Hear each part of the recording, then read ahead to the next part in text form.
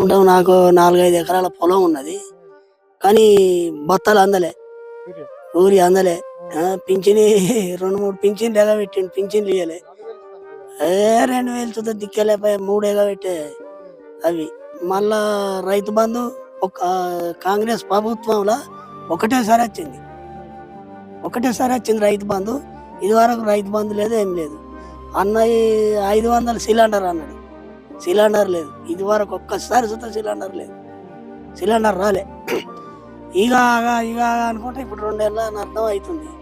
మహిళలకు 2500 ఎటువా, ఆడబిడ్డకు ఇస్తానని అవి ఎటువా, ఒక్కింట్లో 2కి ఇస్తానని.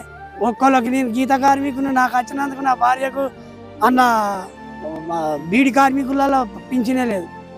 పింఛని వచ్చిన పింఛని తీసేసినారు పుణ్యాతులు. ఏం చేస్తుంది?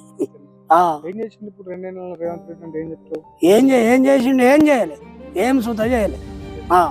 ఒక్క అన్ని బుడుబుడుకల మాటలు, తుపాకి రావని మాటలు చెప్పిండు. అన్న ఒక అట్లా చేసిండు. ఈయన వచ్చిందా ఒక్క పని సుత సక్సెస్ ఇది వరకు చేయలే.